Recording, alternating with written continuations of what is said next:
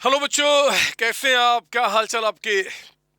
एक सवाल जो बार बार आपके उठ के मेरे पास आते हैं डाउट सेशन टाइम पे कि सर क्या जो हमारे प्रैक्टिकल पेपर्स होते हैं, खासकर जो अकाउंटेंसी जिसको मैं आपको पढ़ाता हूँ, financial accounting, corporate accounting and final में सीएफआर, क्या यहाँ पे स्टेप मार्किंग होते हैं? मेरे बच्चे, मैं जवाब देने के पहले आपको बता दूं कि स्टेप्स मार्किंग होते हैं या नहीं होते हैं वो तो मैं आपको बताऊंगा ही बताऊंगा, लेकिन इसके साथ साथ एक स्ट्रेटजी जो आपको एग्जाम में अप्लाई करना है उसको भी ध्यान में रखते हुए कुछ मैं आपको सजेशन देना चाहता हूँ।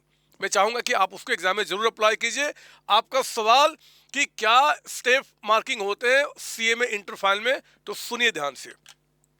हाँ बच्चों, एग्जाम में जब कॉपी चेक करने के लिए हमारे पास आता है ना, तो कॉपी चेक करते समय हम देखते हैं कि बच्चे ने कितने सही किए हैं, कितने गलत किए हैं, और जितने पार्ट्स आपके सही होते हैं उनके मुताबिक आपकी स्टेप मार्किंग होती है।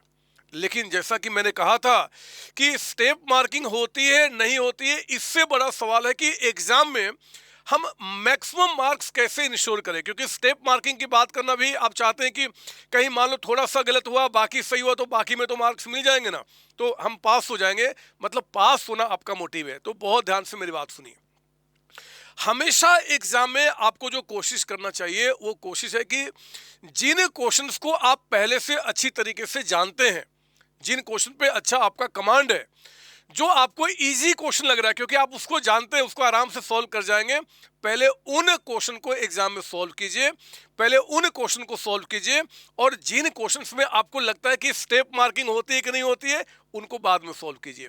दो फायदा, इंस्टीट्यूट के गाइडलाइंस के मुताबिक उनका कहना है कि आपको पहले इजी क्वेश्चन सॉल्व करना और जो क्वेश्चन नहीं आता बाद में सॉल्व करना अलाउड है, यानी कि बिल्कुल सीक्वेंस में ही जाना आपकी जरूरत नहीं है। तो जब आप इजी क्वेश्चन सॉल्व करेंगे और वो क्वेश्चन बिल्कुल सही होगा, उसका दो फायदा होगा। एक तो वहां पे पूरे मार्क्स मिलेंगे, और आपका जो इंप्रेशन है ना कॉपी चेकर के माइंड में, वो अच्छा बैठेगा कि हाँ ये बच्चा अच्छे क्वेश्चंस को इन्होंने पूरा अटेम्प्ट किया है। तो मेरे बच्चे, जब शुरुआत अच्छा होता है ना, तो हमारे माइंड में आपका एक परसेप्शन बैठ जाता है कि बच्चा बिल्कुल सही कर रहा है, अच्छी तरीके से काम कर रहा है। तो जब बारी स्टेप मार्किंग की आती है तो पहला जो इंप्रेशन आपने बना कर रखा है ना कि सही है सही है सही है, वो देखते हुए फिर हम क्या करते हैं कि जहाँ पे लगता है कि बच्चा कुछ स्टेप सही किया कुछ गलत किया, वहाँ पे स्टेप मार्किंग और अच्छी हो जाती है आपके फेवर में। पहले ही स्टेप मार्किंग वाले चक्कर में नहीं आने देंगे, ये मेरा सजेशन है, बाकी करना आपके हाथ में है। अगर मैं चाहूंगा कि एग्जाम तक जितने भी ऐसे क्वेश्चंस होते हैं जो आपके मार्क्स को बढ़ा सकते हैं, मैं उसका जवाब लेके चैनल पे आऊंगा।